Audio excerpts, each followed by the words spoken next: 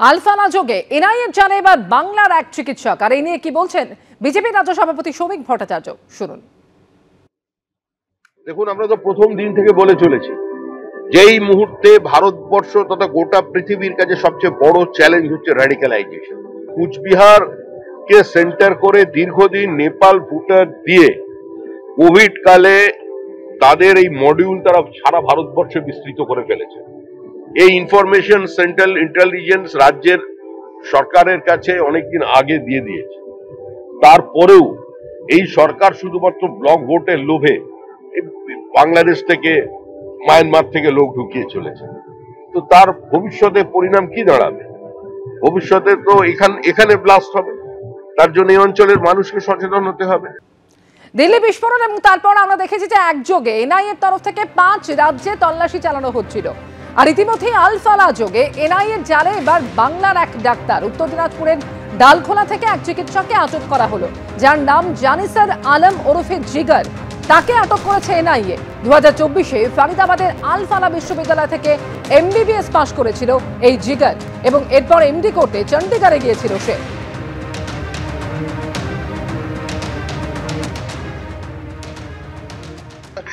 Scooter নিয়ে কোনো একটা ছেলে আসলো, তার সঙ্গে কথা বললো।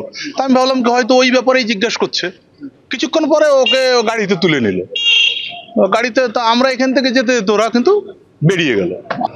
3টে গাড়ি ছিল এবং যারা ছিল তাদের কারো কিন্তু পুলিশের ড্রেস ছিল না, সিভিল ড্রেসেই ছিল। সেরকম কোনো কিছু না, ওরা ঘিরে নিল। তো ঘিরে নিয়ে ওনাদের গাড়িটা আবার ওনা এগিয়ে চলে গেল। এবার গাড়িটা ঘুরলো, ওনাকে ভিতরে ঢুকিয়ে নিয়ে ওনারা ঢুকে গেল। গাড়িগুলো তুরন্ত এই রোডটা দিয়ে বেরিয়ে গেল।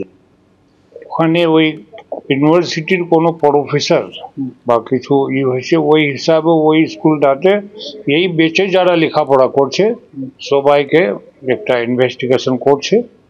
তো ওর বাবার কাছে গিয়েছিল, সিভিল ড্রেসে ওর বাবার কাছে গিয়েছিল 2 দিন আগে। তো বললো যে আপনার ছেলে আছে এই নামে। তো বললো যে হ্যাঁ ছেলে আছে। তো কোথায় ছেলে? তো বললো যে ছেলে আমার বাড়ি চলে গেছে দরকার অনুযায়ী, আর আমি শুধু একা আছি, কিছুদিন পরে আমিও যাব, বাড়িতে আমাদের বিয়েটি আছে।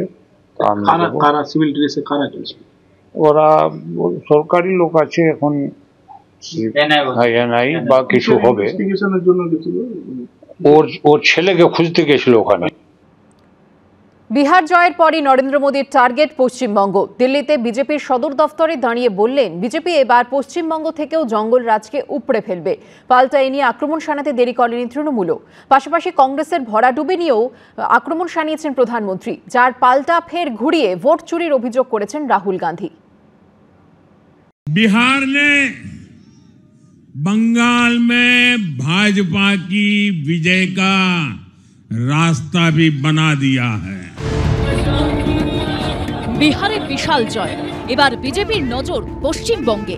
বিহার জয়ের পর স্পষ্ট করে দিলেন খোদ নরেন্দ্র মোদী, যে জঙ্গল রাজের প্রসঙ্গ তুলে লালু প্রসাদ যাদবের দলকে বিদ্ধ করেছেন, এবার পশ্চিমবঙ্গের কথা বলতে গিয়েও সেই জঙ্গল রাজের প্রসঙ্গ টানলেন তিনি।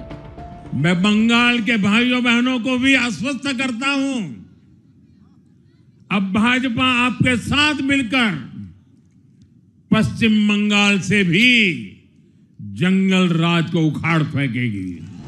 सरासरि चैलेंज छुड़े दिलेन तृणमूलेर दिके। इस विजय ने भाजपा कार्यकर्ताओं को केरला, तमिलनाडु, पुडुचेरी, असम और पश्चिम बंगाल में भी नई ऊर्जा से भर दिया है। और हां, गंगा जी यहां बिहार से बहते हुए ही बंगाल तक पहुंचती है। এ নিয়ে পাল্টা জবাব দিতে দেরি করেনি তৃণমূলও। প্রধানমন্ত্রী নরেন্দ্র মোদী বিহার নিয়ে অতি উচ্ছ্বাসে বাংলা জয় করবেন বলে যে ধরনের মন্তব্য করছেন, জেনে রেখে দিন সে গুড়ে বালি। বিজেপি বাংলা জয় করবে এই কথাটা কি জানেন? কথাটা হচ্ছে কুঁজোরও শখ হয় চিত হয়ে শোয়ার, আর গামছার ইচ্ছা হয় ধোপার বাড়ি যাওয়ার। বিহার আপনারা যেভাবে পেয়েছেন, যে রসায়নে পেয়েছেন, বাংলার সঙ্গে তার কোনো সম্পর্ক নেই। বিহারে বিপুল জয়ের পর দিল্লিতে দলের সদর দপ্তর থেকে ভাষণে কংগ্রেসকে বারবার কটাক্ষ আক্রমণে বিদ্ধ করলেন নরেন্দ্র মোদী। आज ही के दिन सिर्फ एक चुनाव में हमारे जितने विधायक चुने गए हैं, कांग्रेस पिछले 6 चुनाव में 6 चुनाव में उतने विधायक जीत नहीं पाई। कांग्रेस की राजनीति का आधार अब सिर्फ और सिर्फ नेगेटिव पॉलिटिक्स हो गया है। आज कांग्रेस मुस्लिम लीगी माओवादी कांग्रेस यानी एमएमसी बन गई है। ये कांग्रेस मुस्लिम लीगी माओवादी कांग्रेस है। কংগ্রেসের ভবিষ্যৎ নিয়েও ভবিষ্যৎবাণী শোনা গেছে নরেন্দ্র মোদীর গলায়। कांग्रेस का पूरा एजेंडा अब इसी पर चलता है और इसलिए अब कांग्रेस के भीतर भी एक अलग धड़ा पैदा हो रहा है जो इस नेगेटिव पॉलिटिक्स से असहज है। ये जो कांग्रेस के नामदार हैं, ये जिस रास्ते पर कांग्रेस को लेकर चल रहे हैं, इसके प्रति घोर निराशा, घोर नाराजगी अंदर ही अंदर पनप रही है। অন্যদিকে বিহারে ভরাডুবির পর ফের ভোট চুরির দিকে ইঙ্গিত করে রাহুল গান্ধী সোশ্যাল মিডিয়ায় লিখেছেন, বিহারের এই ফল চমকে দেওয়ার মতো। শুরু থেকেই নিরপেক্ষ নয় এমন একটা ভোটে আমরা জিততে পারলাম না। এই লড়াই সংবিধান এবং গণতন্ত্রকে রক্ষার। কংগ্রেস এবং ইন্ডিয়া জোট এই ফলের পর্যালোচনা করবে এবং গণতন্ত্রকে বাঁচানোর চেষ্টায় আরও জোর দেবে। কংগ্রেসের সাধারণ সম্পাদক জয়রাম রমেশও সোশ্যাল মিডিয়ায় লিখেছেন, বিহারের এই নির্বাচনের ফল নিঃসন্দেহে বিরাট মাপের ভোট চুরির প্রতিফলন, যার মাস্টারমাইন্ড প্রধানমন্ত্রী, কেন্দ্রীয় স্বরাষ্ট্রমন্ত্রী এবং জাতীয় নির্বাচন কমিশন। সংবিধান এবং গণতন্ত্র রক্ষার জন্য কংগ্রেস আরও বেশি শক্তি নিয়ে ঝাঁপাবে। উত্তরপ্রদেশ থেকে বিহার, তামিলনাড়ু, পুদুচেরির মতো রাজ্যে কংগ্রেস এখন পুরোপুরি শরিক নির্ভর। পশ্চিমবঙ্গে তারা অস্তিত্বের সংকটে ভুগছে।